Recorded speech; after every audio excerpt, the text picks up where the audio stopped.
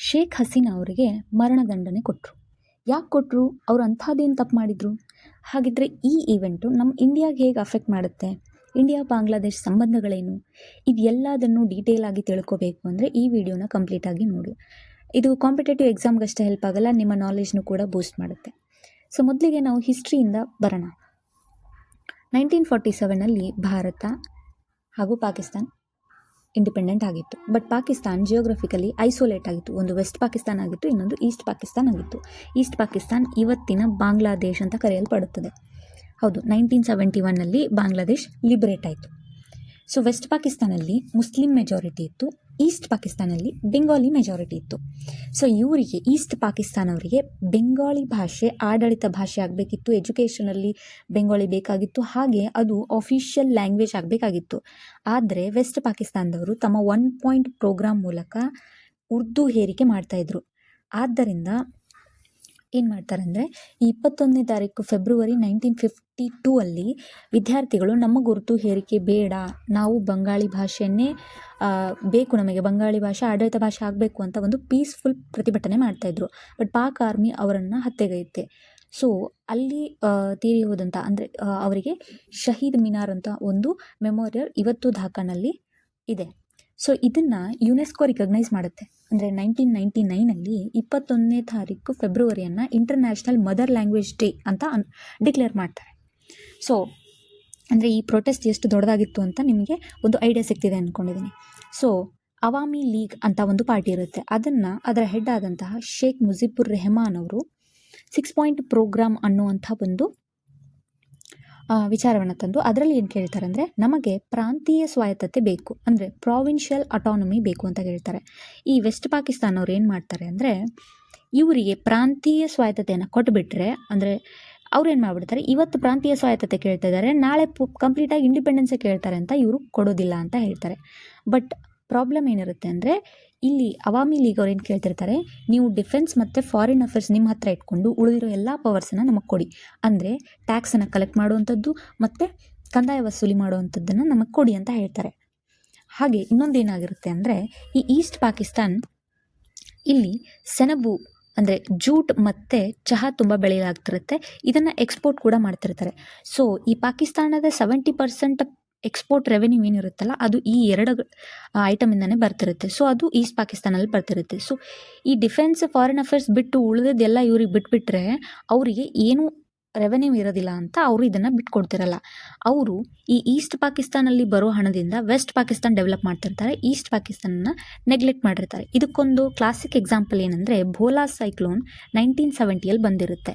ಇವರಿಗೆ ಕೊಡಬೇಕಾದಂತಹ ನೆಸಸರಿ ದುಡ್ಡನ್ನು ಸಹ ರಿಲೀಸ್ ಮಾಡಲ್ಲ, ಅವರಿಗೆ ಒಂದು ನೆಸಸರಿ ಕೇರ್ನ ಸಹ ಅವರು ಕೊಡಲ್ಲ. ಆದ್ದರಿಂದ ಈಸ್ಟ್ ಪಾಕಿಸ್ತಾನ ಅವರಿಗೆ ತುಂಬ ಕೋಪ ಬಂದಿರುತ್ತೆ. ಸೊ ಆವಾಗ ಏನು ಮಾಡ್ತಾರೆ ಅಂದರೆ, ಮುಕ್ತಿ ವಾಹಿನಿಯವರು ಮಾರ್ಚ್ 26, 1971 ತಾವೇ ನಾವು ಸ್ವತಂತ್ರ ದೇಶ ಅಂತ ಅನೌನ್ಸ್ ಮಾಡಿಬಿಡ್ತಾರೆ.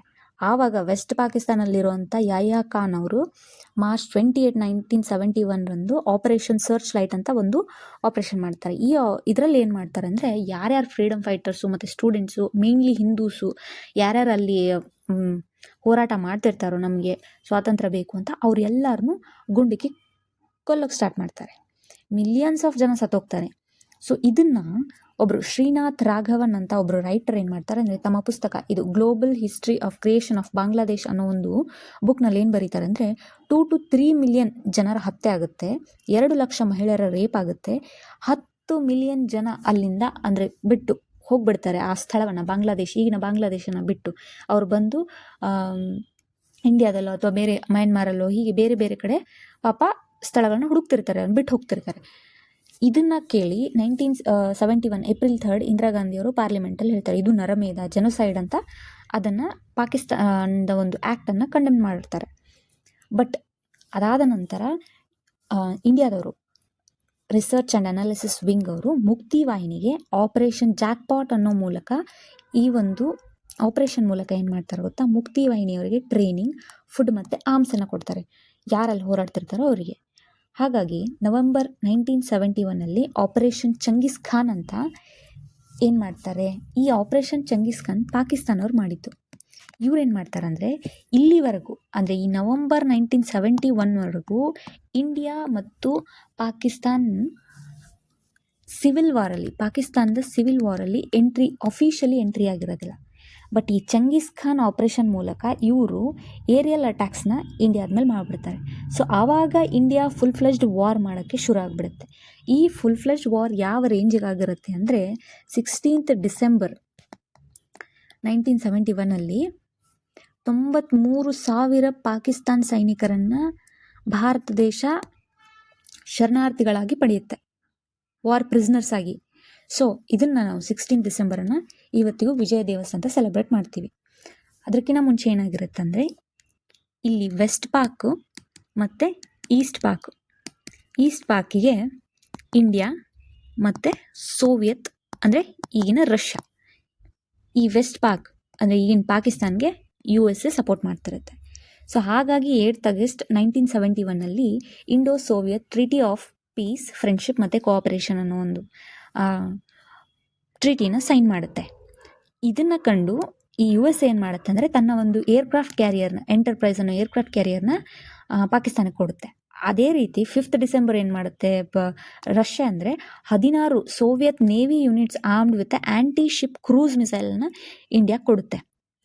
8 ಡಿಸೆಂಬರ್ 1971 ಈ USAದ national security adviser Henry Kissinger ಅನ್ನೋರು USAಗೆ ವಾರ್ನ್ ಮಾಡ್ತಾರೆ, ನೀವು ಅವರಿಗೆ ಸಪೋರ್ಟ್ ಮಾಡೋಕ್ಕೆ ಹೋಗಬೇಡಿ, ಅಲ್ಲಿ ಆಲ್ರೆಡಿ ರಷ್ಯಾ ಮತ್ತು ಇಂಡಿಯಾ ವಾರಿಗೆ ಎಂಟ್ರಿ ಆಗಿದೆ, ನೀವು ಇವಾಗ ಸಪೋರ್ಟ್ ಮಾಡೋಕ್ಕೆ ಹೋಗಬೇಡಿ ಅಂತ ಹೇಳಿದಾಗ USA ತನ್ನ ಸಪೋರ್ಟನ್ನು ವಾಪಸ್ ತೆಗೆದುಕೊಳ್ಳುತ್ತೆ.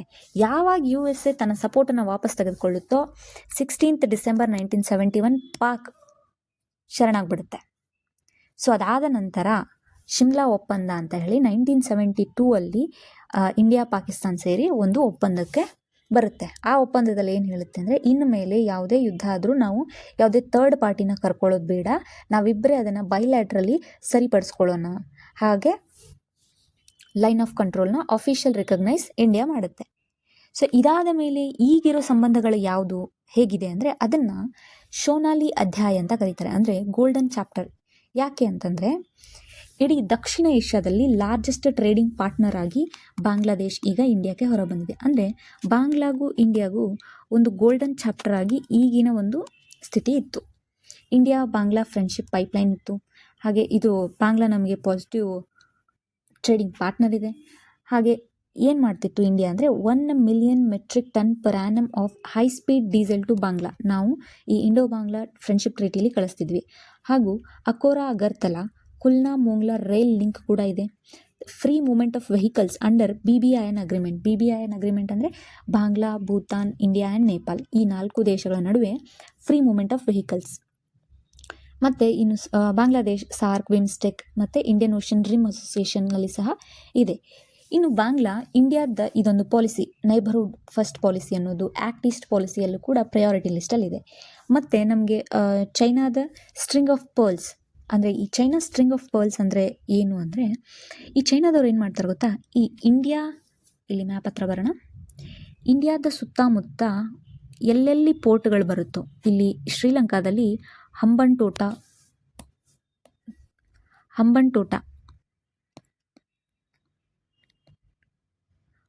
ಪೋರ್ಟ್ನ ಲೀಸಿಗೆ ತೊಗೊಂಡಿದೆ. ಹಾಗೆ ಇಲ್ಲಿ ಪಾಕಿಸ್ತಾನಲ್ಲಿ ಬಂದು ಈ ಥರ ಮಾಡ್ತಾ ಇಂಡಿಯಾನ ಸುತ್ತುವರಿಬೇಕು, ಇಂಡಿಯಾಗೆ ಥ್ರೆಟ್ ಒದಗಿಸ್ಬೇಕು ಅಂತ ಸ್ಟ್ರಿಂಗ್ ಆಫ್ ಪರ್ಲ್ಸನ್ನು ಮಾಡುತ್ತೆ. ಬಟ್ ಅದನ್ನು ತಡೆಯೋಕ್ಕೆ ಬಾಂಗ್ಲಾ ನಮಗೆ ತುಂಬ ಒಂದು ಬಫರ್ ಸ್ಟೇಟಾಗಿ ಹೆಲ್ಪ್ ಮಾಡುತ್ತೆ. ಸೊ ಹೀಗಾಗಿ 2009ರಿಂದ 2024ವರೆಗೂ ಶೇಖ್ ಹಸೀನಾ ಅವರಿದ್ದರು. ಇವರು ಆ ಮುಜಿಬುರ್ ರೆಹಮಾನ್ ಇದ್ರಲ್ಲ, ಅವಾಮಿ ಲೀಗ್ ಫೌಂಡ್ರು, ಅವರ ಮಗಳು. ಸೊ ಹೀಗೆ ಇವ್ರದ್ದು ಇಂಡಿಯಾಗೆ ಒಂದು ಒಳ್ಳೆಯ ಸಂಬಂಧ ಇತ್ತು. ಹಾಗಾಗಿ ಇಂಡಿಯಾ ಮತ್ತು ಬಾಂಗ್ಲಾದೇಶದ್ದು ಗೋಲ್ಡನ್ ಚಾಪ್ಟರ್ ಶೋನಾಲಿ ಅಧ್ಯಾಯ ಇತ್ತು. ಬಟ್ ನೆಕ್ಸ್ಟ್ ಏನಾಯಿತು ಬಾಂಗ್ಲಾದೇಶಲ್ಲಿ, ಯಾಕೆ ಶೇಖ್ ಹಸೀನಾ ಅವರಿಗೆ ಮರಣದಂಡನೆ ಕೊಟ್ಟರು ಅಂದರೆ ಶೇಖ್ ಹಸೀನಾ ಅವರಿಗೆ 5 ಆಗಸ್ಟ್ 2024 ಶೇಖ್ ಹಸೀನಾ ಪರಾರಿಯಾಗಿದ್ದಾರೆ, ಅವರು ಇಂಡಿಯಾದಲ್ಲಿ ಶರಣ ತಗೊಂಡಿದ್ದಾರೆ, ಇಂಡಿಯಾದಲ್ಲೆಲ್ಲೋ ಬಚ್ಚಿಟ್ಕೊಂಡಿದ್ದಾರೆ ಅಂತ ನ್ಯೂಸ್. ಸೊ ಯಾಕೆ ಏನಾಗಿತ್ತು ಅಂದರೆ ಅವ್ರು ಏನು ಮಾಡಿದ್ರು ಅಂದರೆ 1971 ವಾರ್ ಡಿಸೆಂಡೆಂಟ್ಸ್ 30% ಕೋಟಾ ಕೊಟ್ಟಿದ್ರು.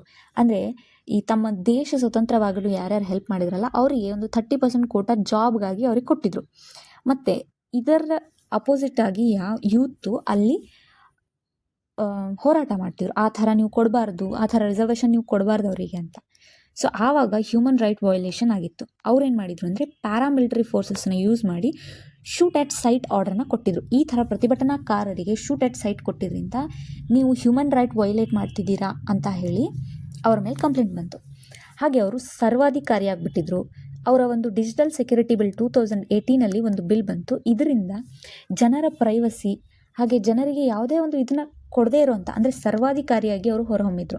ಇನ್ನು ಬಾಂಗ್ಲಾದೇಶ್ ಏನು ಅಂದರೆ ಫೇಕ್ ಗ್ರೋತ್ ಆಗಿತ್ತು. ಅಂದರೆ ಅವರು ಸುಮ್ಮನೆ ನಮ್ಮದು ಇದರಲ್ಲಿ ರ್ಯಾಂಕ್ ಜಾಸ್ತಿ ಇದೆ, ನಾವು ಡೆವಲಪ್ಮೆಂಟಲ್ಲಿ ಜಾಸ್ತಿ ಬಂದಿದ್ದೀವಿ, ಆ ಥರ ಸುಳ್ಳು ಬೆಳವಣಿಗೆಯನ್ನು ತೋರಿಸ್ಕೊಳ್ತಾ ಇದ್ರು. ಇನ್ನು ಕರಪ್ಷನ್ ತುಂಬ ಆಗಿತ್ತು. ಇದು ಎಲ್ಲದರಿಂದ ಬೇಸತ್ತ ಜನರು ಅವರು ನೀವೆಲ್ಲ ನ್ಯೂಸಲ್ಲಿ ನೋಡಿರ್ಬೋದು, ಅವ್ರ ಮನೇನ ಹೇಗೆ ಲೂಟಿ ಮಾಡ್ತಾ ಇದ್ದಾರೆ, ಅವರು ಕಾಸ್ಟ್ಲಿ ಬ್ಯಾಗ್ಸ್ ಬಂತು, ಅದು ಇದು ಎಲ್ಲನೂ ತೊಗೊಂಡು ಹೋಗ್ತಾಯಿದ್ರು. ಸೊ ಆಗ ಇದಕ್ಕಿಂತ ಮುಂಚೆ ಈ ಶೇಖ್ ಹಸೀನಾ ಅವರೇ 2008 ಏನು ಮಾಡಿದ್ರು ಅಂದರೆ ಒಂದು ಇಂಟರ್ನ್ಯಾಷನಲ್ ಕ್ರಿಮಿನಲ್ ಟ್ರೈಬ್ಯುನಲ್ ICT ಅನ್ನೋದನ್ನು ಅವರೇ ಸ್ಥಾಪಿಸಿದರು. ಯಾವುದಕ್ಕೆ ಅಂತಂದರೆ ಇವರು try war criminals who collaborated with Pakistan in 1971. ಈ 1971 ಪಾಕಿಸ್ತಾನ್ ಜೊತೆಗೆ ಕೊಲ್ಯಾಬೊರೇಟ್ ಆಗಿ ನಮ್ಮ ದೇಶದಲ್ಲಿ ಅವರಿಗೆ ಸಪೋರ್ಟ್ ಮಾಡಿದವ್ರನ್ನ ಅವರಿಗೋಸ್ಕರ ಅಂತ ಈ ಒಂದು ಇಂಟರ್ನ್ಯಾಷನಲ್ ಕ್ರೈಮ್ಸ್ ಟ್ರೈಬ್ಯುನಲ್ ಅಂತ ತೆಗೆದಿದ್ರು. ಸೊ ನಂತರ UNHRC ಏನು ಮಾಡ್ತಂದರೆ ಇದನ್ನು ಕ್ರೈಮ್ ಅಗೇನ್ಸ್ಟ್ ಹ್ಯುಮ್ಯಾನಿಟಿ ಅಂತ ಹೇಳ್ತು. UNHRC ಅಂದರೆ United Nations Human Rights Council. ಇವ್ರೇನು ಹೇಳ್ತಾರೆ ಅಂದರೆ 1400 ಜನರನ್ನು, ಅಂದರೆ ಏನು ಶೂಟೆಡ್ ಸೈಟ್ ಅಂತ ಕೊಟ್ಟಿದ್ರಲ್ಲ, ಇದರಿಂದ 1400 ಜನರ ಒಂದು ಹತ್ಯೆಗೈದಿದ್ದಾರೆ. ಆದ್ದರಿಂದ ಇದು ಕ್ರೈಮ್ ಅಗೇನ್ಸ್ಟ್ ಹ್ಯುಮ್ಯಾನಿಟಿ ಅಂತ ಹೇಳಿದ್ರು. ಸೊ ಏನು ಕ್ರೈಮ್ ಅಗೇನ್ಸ್ಟ್ ಹ್ಯುಮ್ಯಾನಿಟಿ ಅಂತಂದರೆ, ಸೊ ಕ್ರೈಮ್ ಅಗೇನ್ಸ್ಟ್ ಹ್ಯುಮ್ಯಾನಿಟಿ ಅಂದರೆ ಮಾನವೀಯತೆ ವಿರುದ್ಧದ ಅಪರಾಧಗಳು. ಇದನ್ನು ಇಂಟರ್ನ್ಯಾಷನಲ್ ಕ್ರಿಮಿನಲ್ ಕೋರ್ಟ್ 1998 ಇದು ರೋಮ್ ಸ್ಟ್ಯಾಟ್ಯೂಟ್ ಅಂಡರ್ ಬರುತ್ತೆ. ಸೊ ಇದರಲ್ಲಿ ಆರ್ಟಿಕಲ್ 7 ಏನು ಹೇಳುತ್ತೆ ಅಂದರೆ ಸಿಸ್ಟಮ್ಯಾಟಿಕ್ ಅಟ್ಯಾಕ್ ಅಗೇನ್ಸ್ಟ್ ಸಿವಿಲಿಯನ್ ಅಂದರೆ ನಮ್ಮ ನಾಗರಿಕರ ಮೇಲೆ ಒಂದು ಅಟ್ಯಾಕನ್ನು ನಾವು ಮಾನವೀಯತೆ ವಿರುದ್ಧದ ಅಪರಾಧಗಳು ಹಾಗಂತ 11 ಅಪರಾಧಗಳನ್ನು ಇವರು ಲಿಸ್ಟ್ ಮಾಡಿದ್ದಾರೆ. ಒಂದು ಮರ್ಡರ್ ಅಂದರೆ ಹತ್ಯೆ, ನಿರ್ನಾಮ, ಗುಲಾಮಗಿರಿ, ಗಡೀಪಾರು ಮಾಡೋದು, ಹಾಗೆ ಅನ್ಲಾಫುಲ್ ಇಂಪ್ರಿಸನ್ಮೆಂಟ್ ಅಂದರೆ ಕಾನೂನು ಬಾಹಿರವಾಗಿ ಅವರನ್ನು ಸೆರೆವಾಸ ಮಾಡಿಸೋದು, ಚಿತ್ರಹಿಂಸೆ ಮಾಡೋದು, ಅತ್ಯಾಚಾರ ಮಾಡೋದು, ಜನಾಂಗೀಯವಾಗಿ ಕಿರುಕುಳ ನೀಡೋದು, ವರ್ಣಭೇದ ಮಾಡೋದು, ಇನ್ನೂ ಇತರೆ ಅಮಾನವೀಯ ಕೃತ್ಯಗಳಿತ್ತು. ಇದನ್ನು ಲಿಸ್ಟ್ ಮಾಡೋದು. ಈ ಥರ ಒಂದು ಕ್ರೈಮ್ ಅಗೇನ್ಸ್ಟ್ ಹ್ಯುಮ್ಯಾನಿಟಿ ಇವ್ರು ಮಾಡಿದ್ದಾರೆ ಅಂತ ಹೇಳಿತು. ಸೊ ಆಗ ಎಲ್ಲ ಕೇಳಿ ಭಾರತದ ಮೇಲೆ ಪ್ರೆಷರ್ ಹಾಕ್ತಾಯಿದ್ರು. ಏನಂತ, ನೀವು ಶೇಖ್ ಹಸೀನಾ ಅವ್ರನ್ನ ಎಲ್ಲಿಟ್ಟಿದ್ರ ಕೊಡಿ ಅಂತ. ಬಟ್ ಭಾರತದಲ್ಲಿ ಈ ಪಾಲಿಸಿ ಇದೆ, ಏನಂದರೆ ಹಸ್ತಾಂತರ ಆ್ಯಕ್ಟ್ ಅಂದರೆ ಎಕ್ಸ್ಟ್ರಡಿಕ್ಷನ್ ಆ್ಯಕ್ಟ್ 1962 ಮಾಡಿದರು. ಇದರ ಪ್ರಕಾರ ಏನಂದರೆ ಡ್ಯುಯಲ್ ಕ್ರಿಮಿನಾಲಿಟಿ ಪ್ರಿನ್ಸಿಪಲ್ಸ್ ಅಂತ ಇದೆ. ಅಂದರೆ ಈ ಶೇಖ್ ಹಸೀನಾ ಅವ್ರು ಮಾಡಿದ್ದು ಕ್ರೈಮ್ ಅಂತ ಬಾಂಗ್ಲಾದೇಶಲ್ಲೂ ಪ್ರೂವ್ ಆಗಬೇಕು, ಹಾಗೆ ಇಂಡಿಯಾದಲ್ಲೂ ಪ್ರೂವ್ ಆಗಬೇಕು. ಅದು ಕ್ರೈಮ್ ಅಂತ ಈ ಕಂಟ್ರಿ ಡೆಫಿನೇಷನ್ ಪ್ರಕಾರ ಕ್ರೈಮ್ ಅಂತ ಆದರೆ, ಎರಡೂ ದೇಶಗಳ ಡೆಫಿನೇಷನ್ ಪ್ರಕಾರ ಅದು ಕ್ರೈಮ್ ಅಂತ ಆದರೆ ಅವ್ರನ್ನ ಹಸ್ತಾಂತರಿಸ್ಬೋದು. With extradition treaty with 48 countries. ಈ ಎಕ್ಸ್ಟ್ರಡಿಷನ್ ಟ್ರೀಟಿನ ಸೈನ್ ಮಾಡಿದ್ದು ಇಂಡಿಯಾ 48 ಕಂಟ್ರೀಸ್ ಜೊತೆಗೆ ಸೈನ್ ಮಾಡಿದೆ. ಹಾಗೆ ಬಾಂಗ್ಲಾದೇಶಲ್ಲಿ 2013 ಮಾಡಿದೆ. ಆದರೆ ಅದರಲ್ಲಿ ಏನು ಹೇಳ್ತಾ ಗೊತ್ತಾ, just on police warrant without requiring any evidences. ಯಾವುದೇ ಎವಿಡೆನ್ಸ್ ಇಲ್ಲದೆ ಬರೀ ಪೊಲೀಸ್ ವಾರೆಂಟ್ ಮೇಲೆ ನಾವು ಅವ್ರನ್ನ ಹಸ್ತಾಂತರಿಸ್ಬೋದು ಅಂತ ಈ 2013 ಒಂದು ಟ್ರೀಟಿ ಸೈನ್ ಮಾಡಾಗಿದೆ. ಬಟ್ ಇದನ್ನು ತಿರಸ್ಕಾರ ಸಹ ಮಾಡ್ಬೋದು. ಯಾವಾಗ ಮಾಡ್ಬೋದು ಅಂದರೆ, ನೀವು ಅಲ್ಲಿ ಕರ್ಕೊಂಡೋಗಿ ಅನ್ಫೇರ್ ಟ್ರಯಲ್ ಮಾಡ್ತೀರಾ, ಅಥವಾ offence is political in nature, ಅದು ರಾಜಕೀಯವಾಗಿ ಏನೋ ಒಂದು ಇದೆ ಅಂತ ಹೇಳಿ ಕೂಡ ಇಂಡಿಯಾ ಇದನ್ನು ತಿರಸ್ಕರಿಸ್ಬೋದು. ಹಾಗಷ್ಟೇ ಅಲ್ಲದೆ ಇನ್ನೊಂದು ಏನು ಅಂತಂದರೆ, ಭಾರತ ಈ ರೋಮ್ ಸ್ಟ್ಯಾಟ್ಯೂಟ್ ಇವಾಗೇನು ನಾವು ಡಿಸ್ಕಸ್ ಮಾಡಿದ್ವಲ್ಲ, international court of criminal court ಮಾನವೀಯತೆ ವಿರುದ್ಧದ ಅಪರಾಧಗಳು ಅಂತ, ಇದು ಭಾರತ ಇದಕ್ಕೆ ಸಹಿ ಹಾಕೇ ಇಲ್ಲ. ಈ ರೋಮ್ ಶಾಸನವನ್ನು ಸಹಿ ಹಾಕೇ ಇಲ್ಲ ನಾವು. ಯಾಕಂದರೆ ಇದರಲ್ಲಿ ಎಲ್ಲೂ ನ್ಯೂಕ್ಲಿಯರ್ ಪವರನ್ನು ಬಳಸೋದು ಒಂದು ಅಮಾನವೀಯ ಕೃತ್ಯ ಅಂತ ಕನ್ಸಿಡರೇ ಮಾಡಿಲ್ಲ. ಅದರಲ್ಲಿ ಅಷ್ಟೇ ಅಲ್ಲ, ಇದು ಬರೀ ಯುದ್ಧ ಸಮಯದಲ್ಲಿ ಮಾತ್ರ ಕನ್ಸಿಡರ್ ಮಾಡುತ್ತೆ. ಇದು ಪೀಸ್ ಟೈಮಲ್ಲಿ ಇದನ್ನೆಲ್ಲ ಮಾಡಿದರೆ ಸರಿನಾ? ಹಾಗಾದರೆ ಪೀಸ್ ಟೈಮಲ್ಲಿ ನಿರ್ನಾಮ, ಗುಲಾಮಗಿರಿ, ಗಡೀಪಾರು ಈ ಥರ ಎಲ್ಲ ಮಾಡಿದ್ರೆ ಸರಿನಾ? ಇಲ್ವಲ್ಲ. ಹಾಗಾದರೆ ಎರಡೂ ಟೈಮಲ್ಲಿ ಇದನ್ನು ಸರಿ ಅಂತ ಕನ್ಸಿಡರ್ ಮಾಡಬೇಕು. ಮತ್ತು ಇದರಲ್ಲಿ ಎಲ್ಲೂ ಟೆರರಿಸಮ್, ಈ ಭಯೋತ್ಪಾದನೆಯನ್ನು ಇನ್ಕ್ಲೂಡೇ ಮಾಡಿಲ್ಲ. ಹಾಗಾದರೆ ಇದು ಭಾರಿ ವೆಸ್ಟರ್ನೈಸೇಷನ್ ಆಗಿಲ್ವಾ? ಅವ್ರಿಗೆ ಏನು ಕ್ರೈಮ್ ಅನಿಸುತ್ತೆ ಅದಷ್ಟೇ ಕ್ರೈಮ್, ಉಳಿದ ಕಡೆ ಏನಾಗುತ್ತೋ ಅದೆಲ್ಲ ಕ್ರೈಮೇ ಅಲ್ಲ ಅನ್ನೋದನ್ನು ಡಿಸೈಡ್ ಮಾಡಿರೋ ಹಾಗಿದೆ ಅಂತ ಇಂಡಿಯಾ ಈ ಟ್ರೀಟಿಗೆ ಸಹಿನೇ ಹಾಕಿಲ್ಲ. ಆದರೆ ಈಗ ನಾವು ವಿಶ್ವಗುರು ಆಗಬೇಕು ಅಂದರೆ ಈ ಥರ ಇಂಟರ್ನ್ಯಾಷನಲ್ ಕ್ರೈಮ್ಸ್ ಬರಬೇಕಾದ್ರೆ ನಮ್ಮದೇ ಆದಂತಹ ಒಂದು ಹೊಸ ಲಾನ ತರಬೇಕು. ಅಷ್ಟೇ ಅಲ್ಲ, ಗ್ಲೋಬಲ್ ಆಗಿ ಒಂದು ಟ್ರೀಟಿ ಸಹ ಈ ಕ್ರೈಮ್ ಅಗೇನ್ಸ್ಟ್ ಹ್ಯುಮ್ಯಾನಿಟಿ ಇಲ್ಲಿ ಟ್ರೀಟಿ ಇಲ್ಲ. ಹಾಗಾಗಿ ಒಂದು ಟ್ರೀಟಿನ ತರಬೇಕು. ಇದಿಷ್ಟು ಶೇಖ್ ಹಸೀನಾ ಅವರ ಕತೆ. ಸೊ ಅವ್ರು ಏನು ತಪ್ಪು ಮಾಡಿದ್ರು, ಯಾಕೆ ಅವರಿಗೆ ಗಲ್ಲು ಶಿಕ್ಷೆ ಅಂತ ಕೊಟ್ಟಿದ್ದಾರೆ, ಅದು ಅವರು ಸ್ಥಾಪಿಸಿದಂತಹ ಒಂದು ಕೋರ್ಟ್ನಿಂದನೇ ಅವರಿಗೆ ಬಂದಿದೆ. ಇದು ಬಾಂಗ್ಲಾದೇಶ್ ಮತ್ತು ಇಂಡಿಯಾದ ಸಂಬಂಧಗಳು. ಹೋಪ್ ನಿಮಗೆ ಎಲ್ಲ ಡೀಟೇಲ್ ಆಗಿ ಅರ್ಥ ಆಗಿದೆ ಅನ್ಕೋತೀನಿ. ಸಬ್ಸ್ಕ್ರೈಬ್